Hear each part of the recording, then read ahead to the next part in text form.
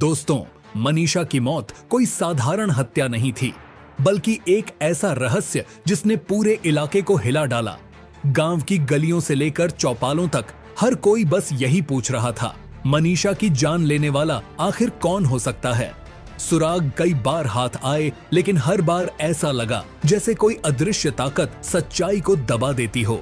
लेकिन फिर अचानक एक मोबाइल फोन ने पूरे केस की दिशा ही बदल दी। उस छोटे से डिवाइस ने ऐसा राज खोला कि जांच अधिकारियों के भी होश उड़ गए। कॉल रिकॉर्ड, छुपी हुई चैट और ऑडियो नोट्स ने यह साफ कर दिया कि यह महज कोई सामान्य वारदात नहीं थी, बल्कि पहले से बनाई गई एक सोची समझी साजिश थी। तो सवाल यही है, आखिर किसने रची इतनी खतरनाक योजना और क्यों मनीषा ही इस साजिश की शिकार बनी? दोस्तों, इस वीडियो को आखिर तक देखना मत भूलिए, क्योंकि आगे की कहानी आपके रोंगटे खड़े कर देगी। अगर आप भी चाहते हैं कि मनीषा को इंसाफ मिले, तो कमेंट में लिखें जस्टिस फॉर मनीषा। और इस केस की हर नई अपडेट पाने के लिए हमारे चैनल को सब्सक्राइब करना बिल्कुल न भूलें। सीबीआई की शुरुआती जांच में पता चला कि मनीषा की आखिरी कॉल इसी संदिग्ध को की गई थी, और यह वही समय था जब वह अपने गांव से नर्सिंग कॉलेज के लिए रवाना हुई थी। गांव के गवाहों ने भी बताया कि यह शख्स अक्सर मनीषा के आसपास मंडराया करता था। साधारण बातचीत में वह चुपचाप लगता, लेकिन जैसे ही मनीषा का नाम लिया जाता, वह खामोश हो जाता। सोशल मीडिया की जांच में उसके व्हाट्सएप पर कुछ डिलीट किए गए मैसेज सामने आए, जिनमें मनीषा का नाम दर्ज था, जिससे शक और भी गहरा गया। सीबीआई ने उसे पूछताछ के लिए बुलाया। अफसर ने पूछा, 11 अगस्त को मनीषा से तुम्हारी क्या बात हुई थी? उसने कहा, बस कॉलेज की चर्चा थी। लेकिन फोन रिकॉर्ड दिखा रहा था कि कॉल पूरे 7 मिनट चली थी, और लोकेशन डेटा यह साबित कर रहा था कि वह उसी वक्त मनीषा के रास्ते के आसपास मौजूद था। मनीषा के मामा ने भी बयान दिया कि यह शख्स कई बार उनके घर के पास बाइक पर घूमता नजर आया। खुद मनीषा ने कहा था कि वह उससे बार बार बात करने की कोशिश करता है, और यह उसे असहज महसूस कराता है। दोस्तों, अगर आप भी मनीषा को न्याय दिलाने की इस लड़ाई में साथ हैं, तो चैनल को सब्सक्राइब जरूर करें, ताकि यह आवाज हर जगह पहुंच सके। फोन से मिले पुराने मैसेज में यह भी लिखा मिला, हमें मिलना चाहिए, लेकिन मनीषा ने इसका कोई जवाब नहीं दिया। गांव के एक पड़ोसी ने गवाही दी कि 10 अगस्त की शाम संदिग्ध किसी से फोन पर गुस्से में कह रहा था, आज ही यह काम खत्म होगा। बाद में जांच में सामने आया कि यह कॉल एक प्रीपेड सिम से की गई थी, जो गांव के नजदीकी टावर से जुड़ा हुआ था। मनीषा के पिता ने बताया कि बेटी ने एक दिन फोन पर कहा था कि कोई उसे परेशान कर रहा है, लेकिन नाम उसने नहीं बताया। पूछताछ के दौरान अफसरों ने देखा कि संदिग्ध बार बार पानी मांग रहा था और आंखों से नजरें चुरा रहा था। मनीषा की सहेली ने भी बयान दिया कि यह व्यक्ति अक्सर स्कूल के बाद गली में उसका इंतजार करता था। एक दिन मनीषा ने घबराते हुए कहा था कि वह उससे दूर रहे। सीबीआई ने पास की दुकान का सीसीटीवी फुटेज भी चेक किया। वहीं पर 11 अगस्त की दोपहर वह संदिग्ध बाइक पर मनीषा के रास्ते की ओर जाता हुआ दिखा। और सबसे चौंकाने वाली बात, फोन से मिला एक वॉइस नोट, जिसमें वह कह रहा था। जब अफसर ने पूछा, यह वॉइस नोट किसके लिए था, तो संदिग्ध बोला, मेरे दोस्त से झगड़ा हो गया था। लेकिन हैरानी की बात यह थी कि उस नोट का समय मनीषा के गायब होने से कुछ ही मिनट पहले का था। इतना ही नहीं, संदिग्ध ने मनीषा की तस्वीरों पर कई बार लाइक किया था, लेकिन हत्या से ठीक पहले उसने अपनी पूरी ऑनलाइन एक्टिविटी डिलीट कर दी। मनीषा के मामा ने गवाही दी कि एक रात वह उनके घर के पास खड़ा था और किसी से धीमे स्वर में फोन पर बात कर रहा था। फोन रिकॉर्ड में उसी वक्त की 3 मिनट लंबी कॉल भी दर्ज मिली। एक गवाह ने बताया कि 13 अगस्त की सुबह वह खेतों की तरफ लौट रहा था, वही खेत जहां बाद में मनीषा का शव बरामद हुआ। सीबीआई ने पूछा, उस सुबह तुम खेतों में क्यों थे? तो उसने जवाब दिया, मैं तो घर पर ही था, लेकिन गांव के सीसीटीवी कैमरों में उसकी बाइक खेतों की ओर जाती साफ कैद हो गई थी। फोन से एक और मैसेज रिकवर हुआ, जो 11 अगस्त को भेजा गया था। उसमें लिखा था, आज शाम तक सब सेट हो जाएगा। पूछने पर संदिग्ध ने कहा, यह तो दुकान की डिलीवरी का जिक्र था, लेकिन उस मैसेज का समय और मनीषा के गायब होने का वक्त बिल्कुल मेल खाता था। पूछताछ के दौरान उसकी कहानी बार बार बदलती रही। कभी कहता कि वह घर पर था, कभी बोलता दुकान गया था। गांव के गवाहों ने भी साफ कहा कि वह अक्सर मनीषा के आसपास मंडराता था। उसकी सहेली ने बताया कि मनीषा ने एक बार डरते हुए कहा था, यह मुझे परेशान करता है, मैं इससे बचना चाहती हूँ। जांच में यह भी सामने आया कि घटना वाले दिन वह जानबूझकर अपनी बाइक उसी रास्ते पर मोड़ता है जिधर से मनीषा कॉलेज जा रही थी। फोन से एक और संदेश मिला जिसमें लिखा था, मामला जल्द ही सुलझाना है। और जीपीएस डेटा ने साबित किया कि 11 अगस्त की दोपहर वह उन्हीं खेतों के पास मौजूद था जहां बाद में मनीषा का शव मिला। उसने कहा, मैं तो बस वहां से गुजर रहा था, लेकिन डेटा ने बताया कि वह पूरे 20 मिनट तक उसी जगह रुका रहा। पूछताछ में अफसरों ने नोट किया कि वह बार बार पसीना पोंछ रहा था और सवालों से बचने की कोशिश कर रहा था। गांव के लोगों ने बताया कि हत्या से पहले वह अक्सर नजर नहीं आता था, लेकिन फोन पर घंटों बातें करता था। फोन रिकॉर्डिंग में भी एक कॉल मिला जिसमें वह कह रहा था, काम हो गया, अब चुप रहो। इतने सारे सबूतों के बाद यह साफ हो गया कि संदिग्ध के फोन में ही पूरे केस की गुत्थी उलझी हुई है। यही फोन आगे चलकर असली मास्टरमाइंड का चेहरा बेनकाब करने वाला था। सीबीआई की टीम ने जैसे जैसे फोन की गहराई से जांच की, वैसे वैसे परतें खुलती गईं और कहानी और भी खतरनाक होती चली गई। डिलीट की गई चैट और छिपाए गए संदेशों ने यह साफ कर दिया कि हत्या कोई अचानक गुस्से का नतीजा नहीं थी, बल्कि पहले से बनाई गई एक सोची समझी साजिश थी। फोन के डेटा से यह भी सामने आया कि हत्या के बाद शव को नहर में कैसे छुपाया जाए, इस पर भी चर्चा हुई थी। यहां तक कि 12 अगस्त की रात का एक वॉइस मैसेज मिला जिसमें संदिग्ध धीरे धीरे कह रहा था, सब खत्म हो गया, अब कोई गवाह नहीं होना चाहिए। जवाब में दूसरी तरफ से आवाज आई, सबूत मिटा देना। यह बातचीत केस का सबसे मजबूत हिस्सा बन गई। पहले तो गांव के लोग डर के कारण चुप रहे, लेकिन जब सीबीआई ने भरोसा दिलाया तो कई गवाह सामने आए। एक सहेली ने बताया कि मनीषा बार बार कहती थी कि वह उसे लगातार परेशान करता है और पीछा करता है। एक पड़ोसी ने भी देखा कि वह देर रात मनीषा के घर के पास खड़ा होकर किसी से फोन पर धीरे धीरे बात करता था। जांच में पता चला कि हत्या से कुछ दिन पहले संदिग्ध ने मेडिकल स्टोर से कीटनाशक खरीदा था। उसने कहा कि यह खेती के लिए है, लेकिन पोस्टमार्टम रिपोर्ट ने साबित कर दिया कि यही जहर मनीषा के शरीर में मिला। इतना ही नहीं, गांव की दुकान के सीसीटीवी में संदिग्ध 7 अगस्त को मोटी रस्सी खरीदते हुए दिखा। दुकानदार ने बताया कि उसने घर के काम का बहाना बनाया था, लेकिन अब असली मंशा सामने आ चुकी थी। भिवानी बस स्टैंड के सीसीटीवी फुटेज में भी 11 अगस्त को वह उसी रास्ते पर खड़ा नजर आया जिधर से मनीषा कॉलेज जा रही थी।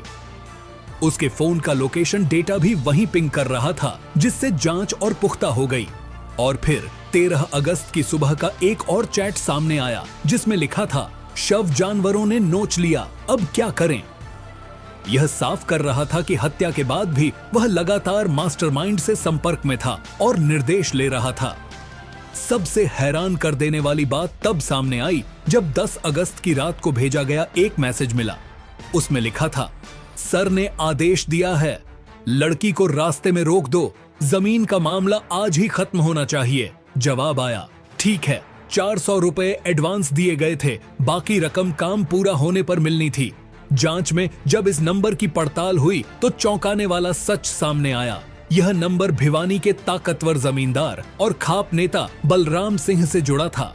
बलराम वही शख्स था जो लंबे समय से मनीषा के पिता की 5 एकड़ जमीन हड़पने की कोशिश कर रहा था।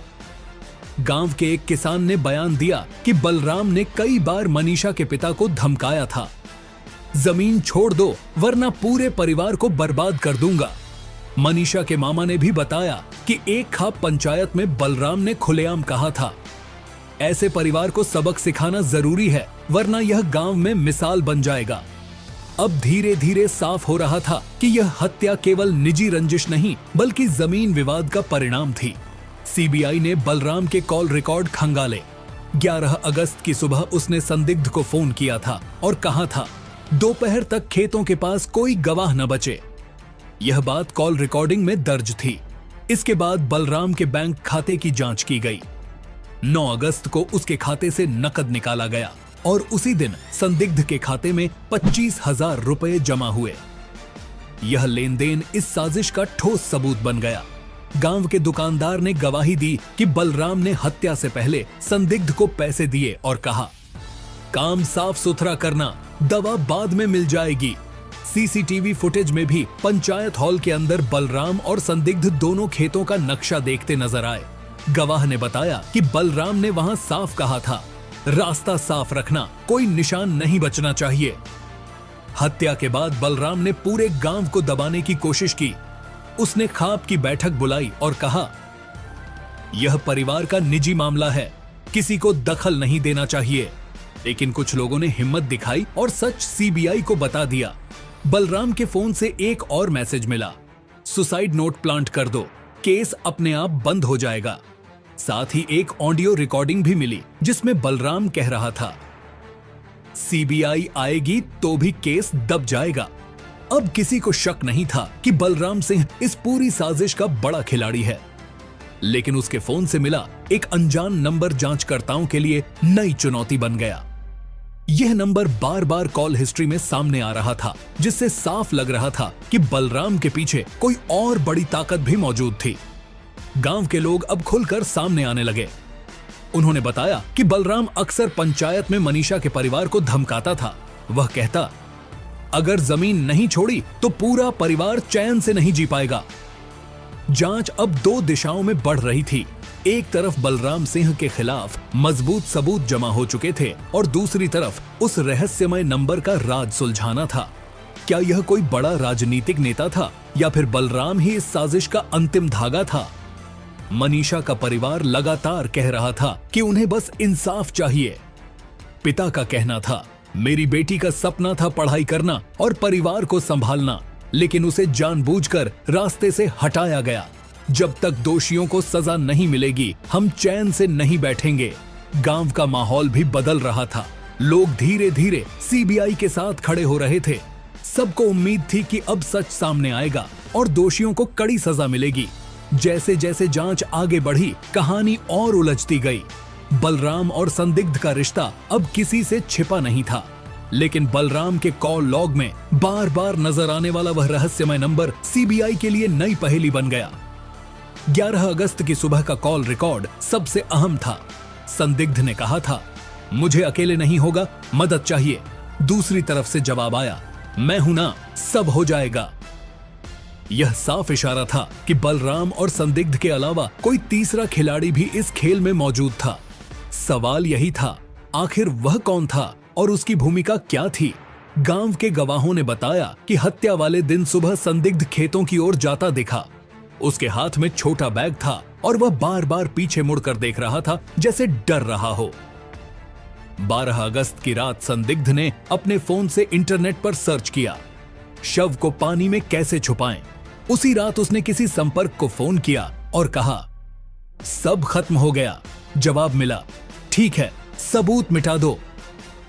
यह बातें केस के सबसे डरावने हिस्सों में से एक बन गईं। गांव की सहेलियों और पड़ोसियों ने भी हिम्मत करके बयान दिए। एक सहेली ने कहा कि मनीषा अक्सर बताती थी कि यह व्यक्ति उसका पीछा करता है। एक पड़ोसी ने गवाही दी कि उसने संदिग्ध को कई बार घर के पास खड़ा देखा था, धीमी आवाज में फोन पर बात करते हुए। जांच में सामने आया कि हत्या से सिर्फ 2 दिन पहले बलराम और संदिग्ध पंचायत हॉल में मिले थे। सीसीटीवी फुटेज में दोनों खेतों का नक्शा देखते दिखाई दिए। गवाह के मुताबिक बलराम ने साफ कहा था, कोई गवाह नहीं बचे। बलराम का बैंक खाता भी उसकी पोल खोल चुका था। उसके पैसे सीधे संदिग्ध के खाते में पहुंचे थे। दुकानदार ने गवाही दी कि बलराम ने पैसे दिए और कहा, काम बिल्कुल साफ सुथरा होना चाहिए। बलराम के फोन से एक और मैसेज मिला जिसमें लिखा था, आत्महत्या जैसा दिखाना, केस अपने आप खत्म हो जाएगा।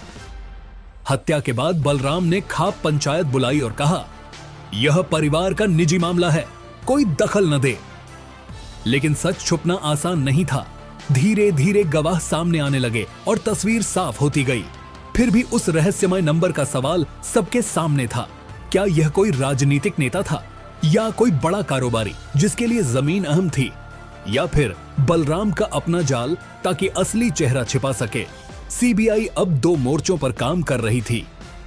एक तरफ बलराम और संदिग्ध के खिलाफ केस मजबूत कर रही थी, दूसरी तरफ उस रहस्यमय कड़ी की तलाश में जुटी थी। मनीषा का परिवार टूटा हुआ जरूर था, लेकिन हारा नहीं था। पिता ने कहा, मेरी बेटी का सपना था पढ़ाई करना और हमें आगे बढ़ाना, लेकिन ताकत और लालच ने उसे हमसे छीन लिया। जब तक दोषियों को सजा नहीं मिलेगी, हम चैन से नहीं बैठेंगे। पोस्टमार्टम रिपोर्ट भी सीबीआई के पक्ष में थी। उसमें साफ लिखा था कि मनीषा के शरीर में वही कीटनाशक पाया गया जो संदिग्ध ने मेडिकल स्टोर से खरीदा था। यह केस को निर्णायक दिशा दे रहा था। गांव के लोग भी खुलकर सामने आए। उन्होंने बताया कि बलराम अक्सर पंचायत में कहता था, अगर यह परिवार मजबूत हो गया तो हमें जमीन छोड़नी पड़ेगी। 19 अगस्त को बलराम गांव से बाहर गया। बस ड्राइवर ने बयान दिया कि वह बैग लेकर रोहतक की ओर गया था। 20 अगस्त को रेलवे स्टेशन का फुटेज मिला, जिसमें वह टिकट लेता दिखा, लेकिन बाद में टिकट कैंसिल कर दिया। यह साफ था कि वह गिरफ्तारी से डर रहा था और भागने की कोशिश कर रहा था। आखिरकार बलराम को गिरफ्तार कर लिया गया, लेकिन जांच यहीं खत्म नहीं हुई। वह अनजान नंबर सीबीआई को और गहराई में उतरने पर मजबूर कर रहा था।